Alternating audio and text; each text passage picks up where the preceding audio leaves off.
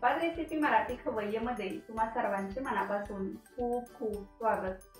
श्रावण महिना संपत आला की आपल्याला ओढ लागते की आपल्या लाडक्या गणपती बाप्पाच्या आगमनात। आजपासून आपण गणपती बाप्पाच्या प्रसादासाठी वेगवेगळ्या प्रकारचे मोदक बनवणार आहोत। तुम्हाला जर मोदक आवडत असतील तर रेसिपीला लाईक करा। त्याचबरोबर तुम्ही जर अजून आपल्या चॅनलला सबस्क्राइब केले नसेल तर कृपया आपल्या चॅनलला सबस्क्राइब करा। चला तर मग आज आपण गूळ आणि ओल्या खोबऱ्यापासून मोदक बनवूया। सुरुवातीला आपण मिल्क पावडर पासून झटपट मावा बनवणार आहोत। तर त्यासाठी आता आपण कढईमध्ये 1 टेबलस्पून तूप टाकून घेऊया। तूप व्यवस्थित गरम झालेले आहे। त्यानंतर इथे आपण पाव कप दूध घेतलेले आहे। आता हे दूधही आपण या कढईमध्ये ओतून घेऊया। इथे आपण थंड किंवा गरम कोणतेही दूध वापरू शकतो। दूध व्यवस्थित गरम झालेले आहे। त्यानंतर इथे आपण अर्धा कप मिल्क पावडर घेतलेली आहे। आता ही मिल्क पावडर आपण या दुधामध्ये गुठळ्या होऊ न देता व्यवस्थित मिक्स करून घेऊया। गॅसची फ्लेम आपण लोच ठेवलेली आहे। हा मावा आपल्याला गॅसची फ्लेम लो ठेवूनच बनवायचा आहे। हे मिश्रण आपल्याला सतत एकसारखं हलवत 4 ते 5 मिनिट व्यवस्थित शिजवून घ्यायचं आहे। याचा आपल्याला छान घट्टसर असा गोळा तयार करून घ्यायचा आहे। तर 3 ते 4 मिनिटांनंतर इथे तुम्ही पाहू शकता मिश्रण चांगले घट्टसर व्हायला लागले आहे। कढईचं जे मिश्रण आहे ते आपल्याला व्यवस्थित मिक्स करून घ्यायचं आहे। तर 5 मिनिटांनंतर तुम्ही पाहू शकता मिश्रण कढईपासून वेगळे व्हायला लागले आहे। आता आपण गॅस बंद करूयात। याच्यापेक्षा आपल्याला जास्त हा मावा शिजवायचा नाहीये। आपला झटपट मिल्क पावडर पासून मावा तयार झालेला आहे। हा मावा आपण दुसऱ्या बाउलमध्ये काढून घेऊयात। त्यानंतर कढईमध्ये 2 टेबलस्पून तूप टाकून घेऊयात। इथे आपण 1 नारळ विळीवरती खोवून घेतलेला आहे। हा नारळाचा चव कपाने 2 कप भरलेला आहे। आता हा सर्व नारळाचा चव आपण कढईमध्ये टाकून घेऊयात। आता हे आपल्याला 3 ते 4 मिनिट लो टू मीडियम फ्लेमवरती व्यवस्थित परतून घ्यायचं आहे।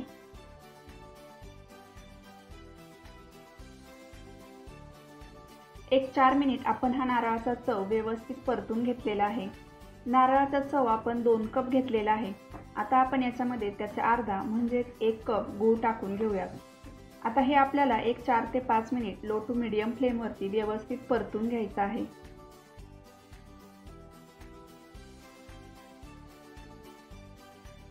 तर 5 मिनिटांनंतर इथे तुम्ही पाहू शकता गूळ व्यवस्थित विरघळलेला आहे आणि मिश्रणही छान एकजीव झालेलं आहे। त्यानंतर आता या मिश्रणामध्ये आपण बनवलेला मावा टाकून घेऊया। हा मावा आपल्याला या मिश्रणामध्ये व्यवस्थित मिक्स करून घ्यायचा आहे आणि हे मिश्रण छान घट्टसर होईपर्यंत त्याला एकसारखं हलवत व्यवस्थित परतून घ्यायचं आहे। मावा मिश्रणामध्ये व्यवस्थित मिक्स झालेला आहे। त्यानंतर इथे आपण काही काजू आणि बदामाचे काप घेतलेले आहेत, तेही याच्यामध्ये टाकून घेऊयात। अर्धा चमचा वेलची आणि जायफळची पावडर टाकून घेऊयात। आता हे मिश्रण आपल्याला छान घट्टसर होईपर्यंत परतत राहायचे आहे।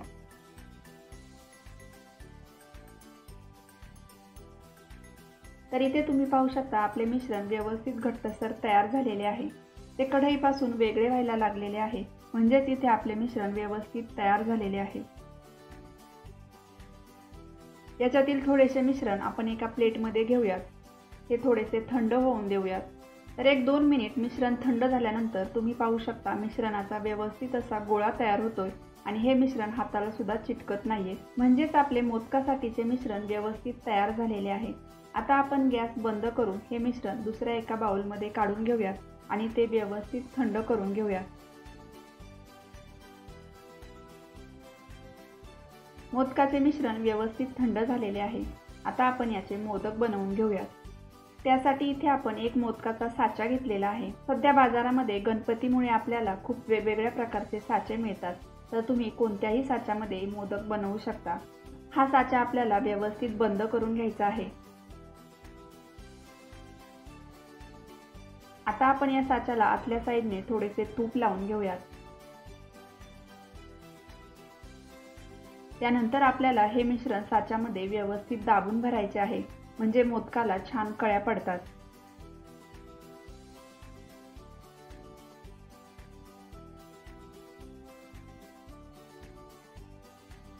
आपले मिश्रण साच्यामध्ये व्यवस्थित भरून झालेले आहे। आता आपण हा मोदक या साच्यामधून बाहेर काढून घेऊया।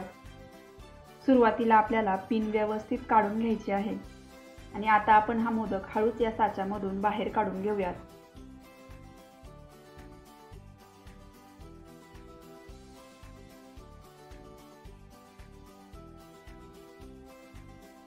तर तुम्ही पाहू शकता किती छान सुंदर आणि सुबक गूळ घालून केलेला ओल्या खोबऱ्याचा मोदक तयार झालेला आहे। आता आपण या अशाच पद्धतीने बाकीचे सर्व मोदक तयार करून घेऊया।